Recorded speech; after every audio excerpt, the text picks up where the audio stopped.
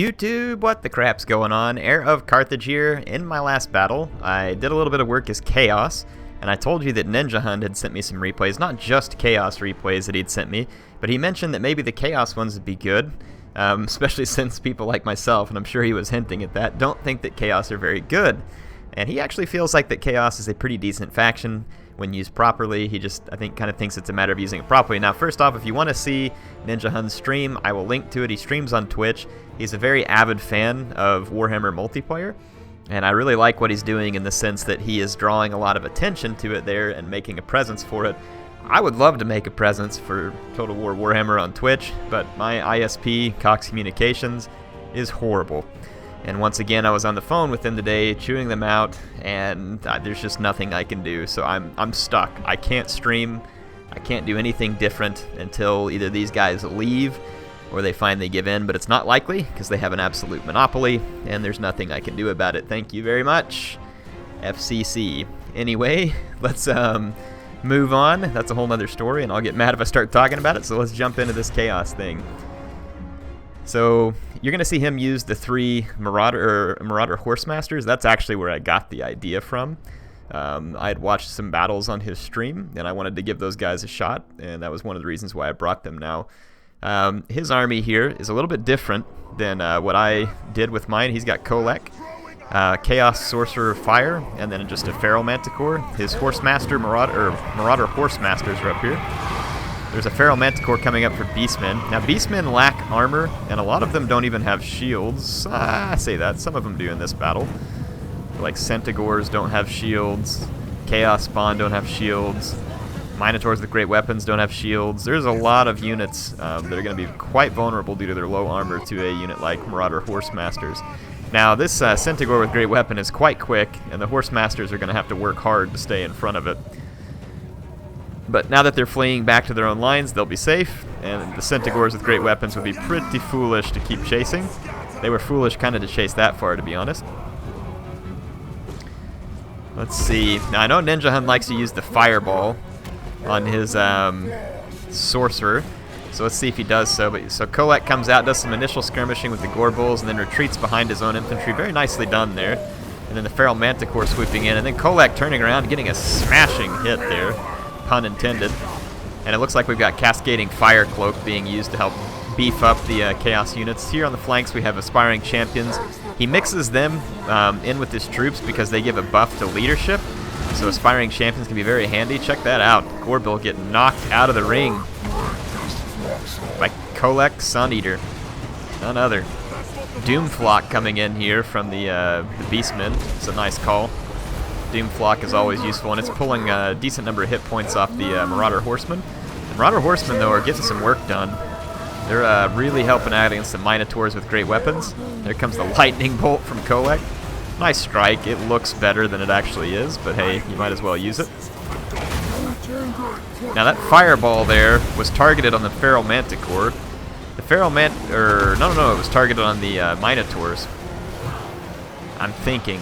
The Feral Manticore just ate some of it. But yeah, anything with low armor is going to be pretty vulnerable to the Fireball. And some units, it's basically a one-shot if they have low armor, like Wizards and Orc Shamans and stuff like that. Let's take a look at some of this up close. So the Fire Sorcerer, the Feral Manticore down here. Looks like they're taking on some Chaos Spawn. Here's Kolek Sun Eater up here trying to help take down a Gorbil. Look at this. It's definitely a fight of heavyweights, and I think that Kolek is about the only person who can make the Gorbil look small.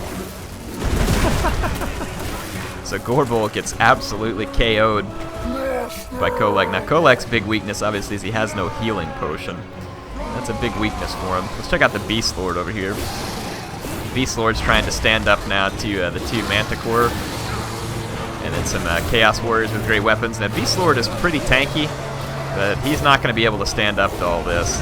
There's some Aspiring Champions around too, and this Chaos army right here from Ninjahund is just laying waste to the Beastmen here.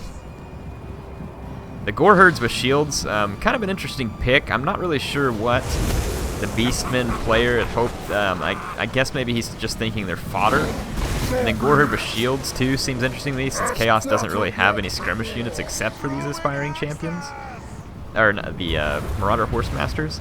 Maybe he expected some Marauder Horsemasters, but I don't think that would be a reason to bring the Warherd with shields. Honestly, think you'd be better to lean in on a few Bestigor if you're going to come up against Chaos.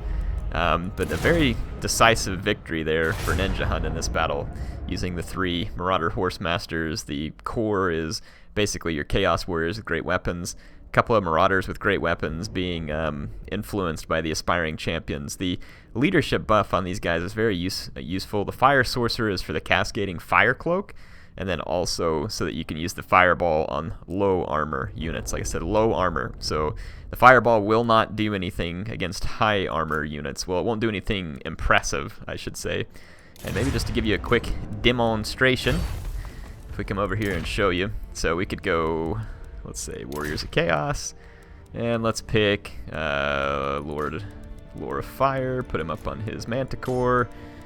All he needs is the Fireball. And if we throw over here on the other side, okay, he doesn't have much armor, and neither does the Goblin Great Shaman. Let's just throw the Gobbo Great Shaman here as a target, just to kind of show you. Yeah, I know, I'm not giving him anything. This is purposeful. Alright, so let's just give you a quick look-see at what happens when Fireball is overcast at a unit with no armor. The damage is pretty huge. If it hits, there is occasion where it will miss. It's not super accurate versus fast moving or flying stuff, but if they're moving on a straight line, there is a little bit of homing in the Fireball, and it can get some pretty serious work done. It is very long range. Overcast costs you 12 mana, but when you think about what it does, it can be pretty darn handy. So here it comes, the Overcast Fireball, and I'll let you see the hit points plus the nice boom here. Yeah, not a bad impact there. You can see that did a pretty good number on him. I've seen it actually do a whole lot more, so I'm surprised. But yeah, whenever I've watched him and other people use it, or used it myself, I've seen it actually one-shot, or nearly one-shot some of these characters.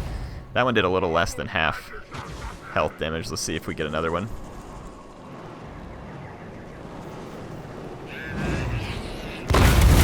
That was a lot more convincing.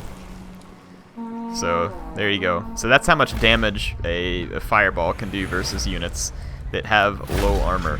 So that's basically the use of a Fireball spell. Let's go take a look at that real quick, just to kind of show you all. Let's grab Lore of Fire, Fireball, and then the Overcast. Increased armor piercing damage. So we may not have needed it, but it's increased damage overall too when you overcast it. So you get the increased damage. And there is obviously a miscast chance. 300-meter range gives this spell pretty good utility. So that's why he threw that one in. Let's check out one more Chaos replay since that battle wasn't real long. He's got another one here. So that one was versus the Beastmen. What about a tougher faction like the Empire? Let's see how he fares here. He's brought a very similar army. The only difference is it looks like there's one more Marauder, and he's dropped Kolek in favor of just the 2 Manticore units. He's up against an Empire Captain and a Amber Wizard, which could be dangerous. Are those units? Yeah, they're flying too, both of them on a Griffin. Altdorf Griffites and a Demigriff with Halberds. Sons of Sigmar and 2 Great Swords, and then the Flagellants. Line of Spears. So interesting that the Empire would choose to go with no skirmishers against Chaos. I guess that they wanted to rush them back, thinking that Chaos wouldn't have any real skirmish potential. Now, what did I miss? Oh, I missed a Feral Manticore, so there's 3 flying beast here. Otherwise, the main core is similar. It's all armor piercing. Yeah, you can see here he's trying to catch the Amber Wizard and the Empire Captain up in the air. And this is going to be a nice play, having these Marauder Horsemasters. They can harass the Demigriff Knights if they can outrun them, which they should be able to do. So they should be able to effectively skirmish and very heavily damage a Demigriff Knight. Now, the Demigriff Knight has huge armor, and these guys are not particularly armor piercing, so it'll take a lot, but it will definitely be worth it in the end. Now check it out, the Empire General lands here. It's actually not a bad decision, because being chased by these guys, it allows the Demigriff Knights to try and pile on the damage. But look at that, the Amber Wizard dies on the charge due to its low armor. But now the Demigriff Knights with Halberds are into combat against the flying units, and this could be dangerous. But Cascading Fire Cloak popped there, which was very handy. That's going to really increase the damage coming off his flying theme. Here comes the Empire Captain turning around. The Demigryph Knights, though, were too early in their engagement. They're doing immense damage, but of course you got the potion here on the Chaos Lord, so nice timely usage there by Ninjahund, and he can just kind of swing these Marauder Horsemasters around, continue to pepper these Demigryph Knights. He may lose his Lord here, but it's going to end up being a decent trade, I think, if he can get away with, say, like his Feral Manticore, maybe. And he doesn't want to lose his Fire Sorcerer. Look at this, though. The Demigryph Knight's actually trying to maybe get away. Yeah, look at that. And then the speed of the Horsemasters is going to allow them to stay ahead. There comes the Terror, actually. One of the Demigryph Knights terrified. And since these Demigryph Knights cause fear and terror, I'm assuming that they're immune to it as well. Could be wrong, but I think that units that cause it are immune to it. So yeah, it looks like the Chaos Flying Crew actually gets away from this, though his Lord's back here routing. But the Empire General here swooping into these Horsemasters is probably not the decision that he wants to be making. And in a straight-up infantry engagement, Chaos is going to crap all over this Empire Infantry with the all the armor piercing and the Chaos Warriors with great weapons, supported by the Aspiring Champions, and the Marauders with great weapons ought to wreck the Empire Infantry, in my opinion. Doomflock coming in. Nice use. Got to try and get rid of these guys somehow. The Amber Wizard must have overcasted and then routed because of the damage. So the Empire Captain is forced out, so good play there. And it looks like the Aspiring Champions are sitting here tanking it out against a bunch of Spearmen. The Spearmen wouldn't really do well versus them. Kind of the Flagellant, or the Tattersouls are doing quite poor.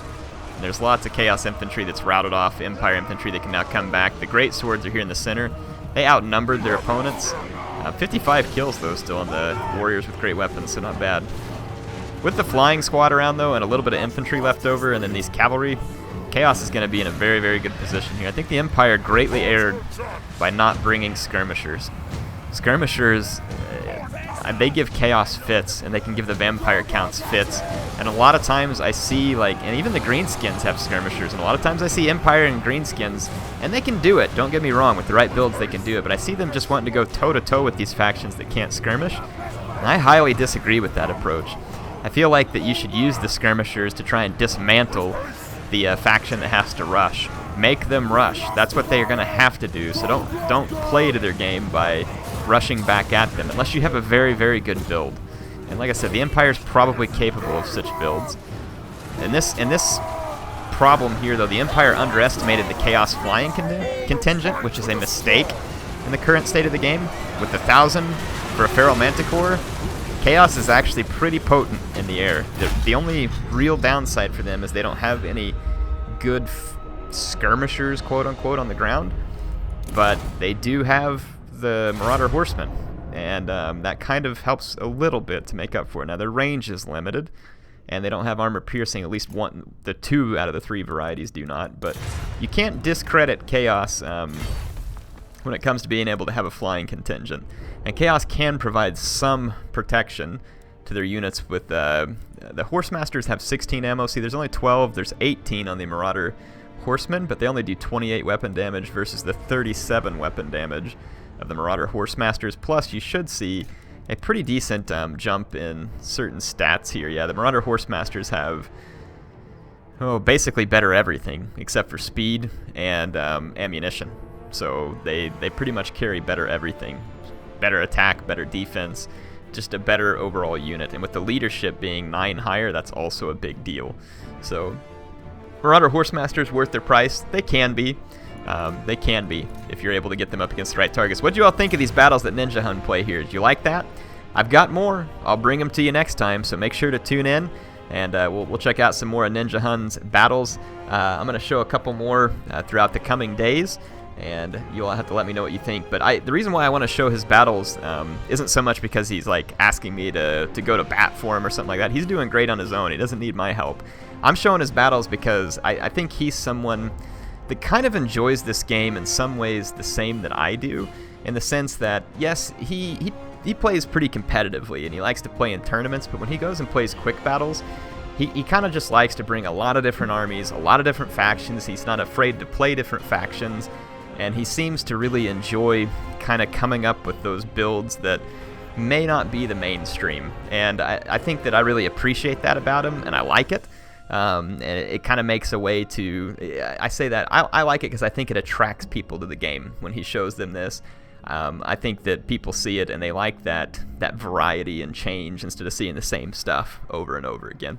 Anyway, I appreciate him sending these in. I will see you all next time. HeirofCarthage signing out for now. You all are fantastic. Thank you for joining. I love making this content for you. Appreciate MSI sponsoring the build that I am recording this with and helping me bring you high quality videos. I will see you soon.